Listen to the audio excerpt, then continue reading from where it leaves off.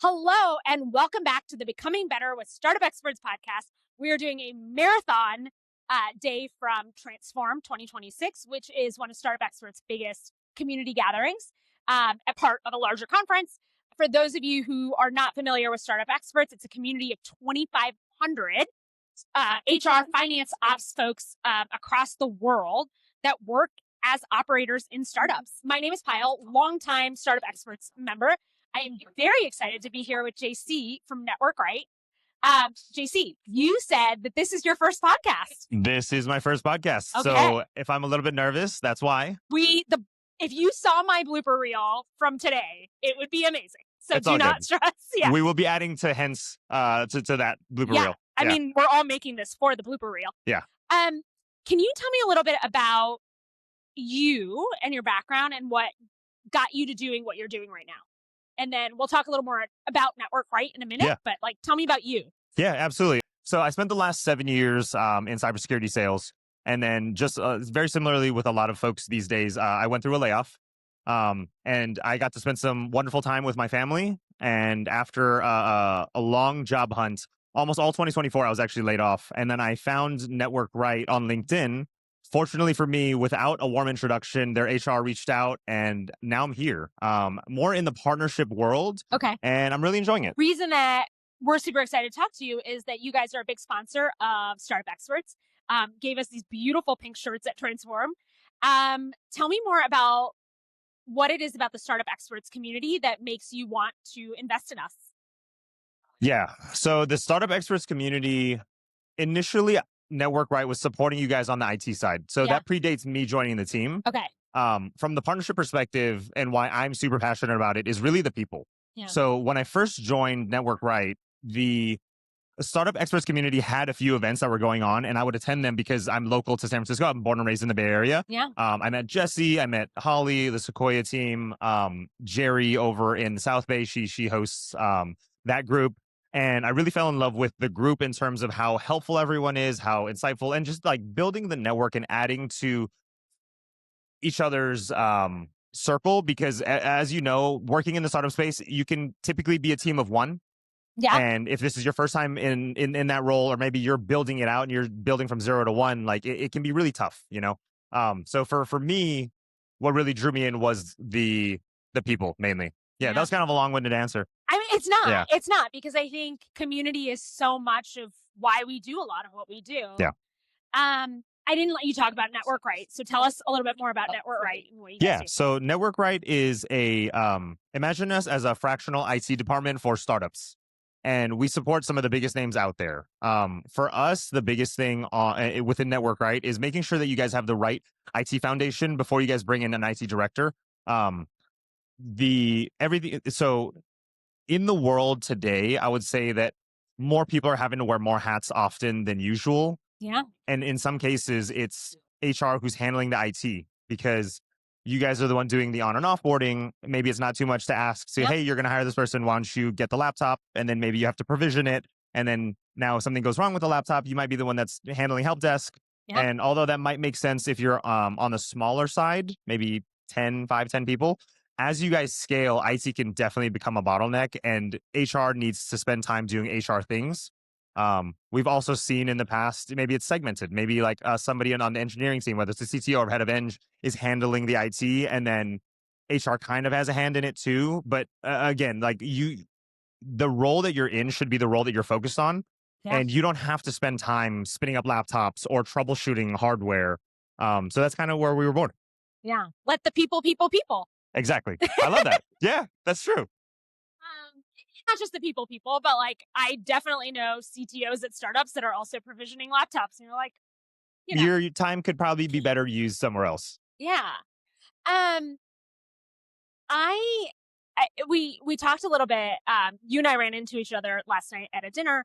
And what are let me reframe. I kind of asked you this question before, but I'll ask you on the pod. What are your best clients thinking about intentionally?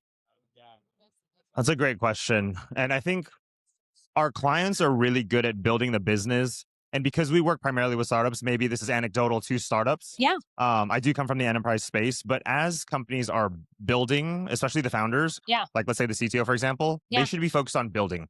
Yeah.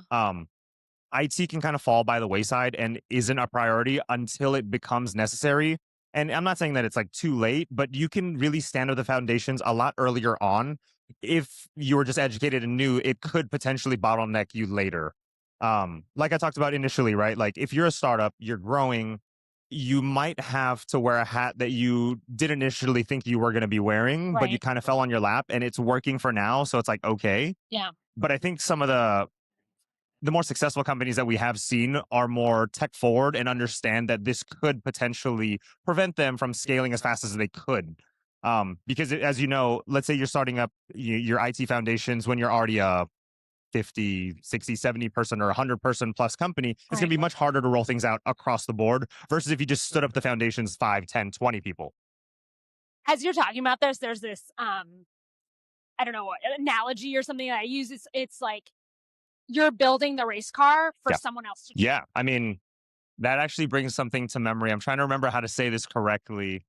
It's something specifically for founders. Being a founder is like building the plane while flying it. Yeah. And I think that's not just the founders, right? Like I think especially if you got brought on for the first person in your department, whether that's HR, whether it's, finance or IT even, you really need that support. And I think that's a huge value add that Startup Experts brings is if you are a team of one, you have support from other people who were in similar position and they could be a potential resource for you. Okay, so I want to talk a little bit about sales because you kind of got me in that mode, which is, let's say I'm a team of one working at a startup. I'm on the people team and now I'm provisioning IT laptops, but it's like not that much work for me. I can do an email, I can do whatever, right? I can put a Slack account together. How do I sell internally to say, look, I can do this? There's not a capability gap. Right. And frankly, probably not a capacity gap. Right. So how do I pitch internally that I need support from a company like yours? I'm sure you coach leaders and people on this all the time. Right, right. Yeah. No. That's a great question. I think for selling it internally, the easiest way to position it is, if you look at this for internally for yourself, are there other tasks that your time could be better spent doing? And if the answer is yes, then it's time to offload that. And that's not just IT. It's any other thing that you're juggling. Yeah. If you guys have the resource available to you within the organization, I know headcount and obviously funding, like there's a lot of things that matter within startups. But if your time could be better spent somewhere else, and there's a trusted resource that you can offload some of these things to, why not do it? Yeah. Well, I think a lot of times, and we're talking to a global community of startup leaders, we're always like, oh yeah, like whatever function you're in, finance, HR, ops, we want to be more strategic. And yet, when you're working with founders and leaders of these smaller organizations, you are forced to wear the different hats. And so part of the conversation around being strategic is saying, I could do this, but here's the trade-off. Yes. Right. So when you asked who we are, what we'd like a one-liner on network, right? I would actually say we are a fractional IT and security department for growing startups. Yeah. Because security is something that's becoming more and more prevalent these days, especially like SOC 2. I'm not exactly sure how much involvement HR would have with this. Yeah. But I thought it was important to point out and to add. Well, I think it's all things that happen at the business level of any organization. And I think when you're a small startup, anybody that's doing finance, HR, ops, like somebody's holding that hat and holding that thing, right? This may be a question that makes sense or doesn't, but AI, the term, years and years. How does AI impact the work that you guys do? Or does it? I don't know. I think AI, in a lot of respects, and I've seen a lot smarter people have similar sentiment than I, which is a lot smarter people than I have a similar sentiment, which is AI can help enable you to kind of like what we talked about within HR function, right? Where how do I sell this internally? Well, is this taking away? What is do a cost benefit analysis of, hey, am I spending up a lot of time doing this thing that AI could then solve? Yeah. Could AI help enable me to be better at my job?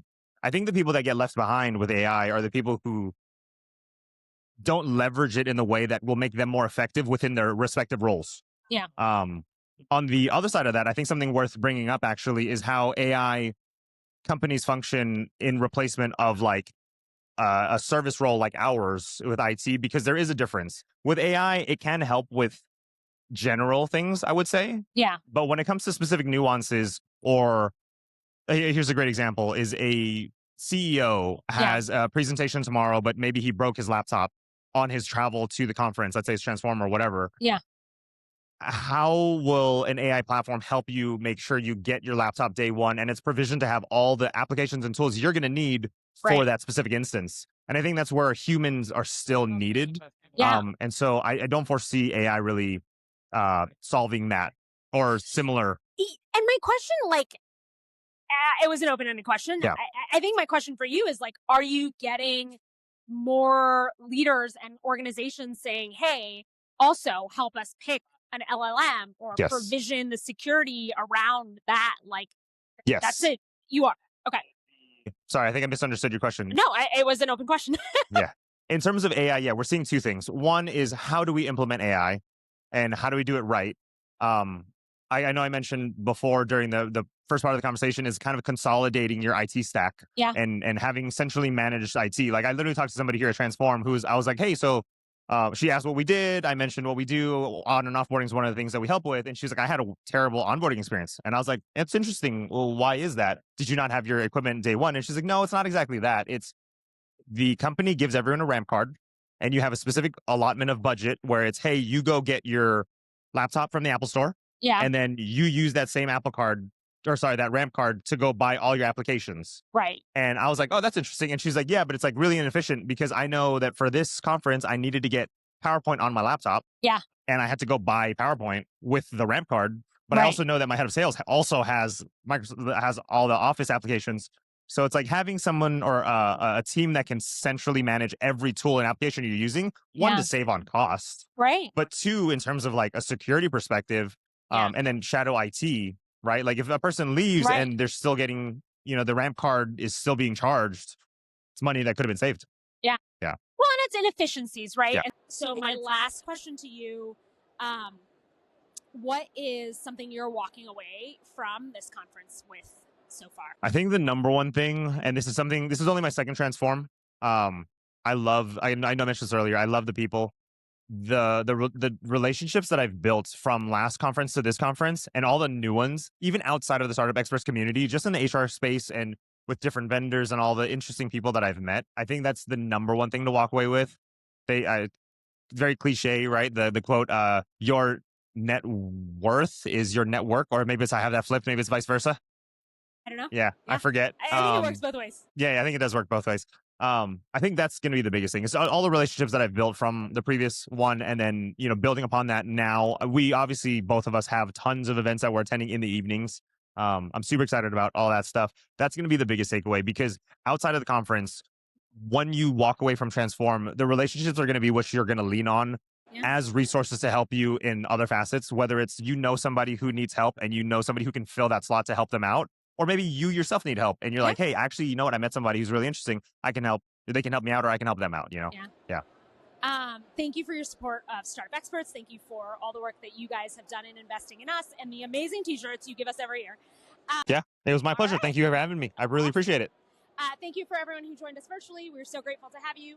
And that is our wrap with Network Right. Awesome.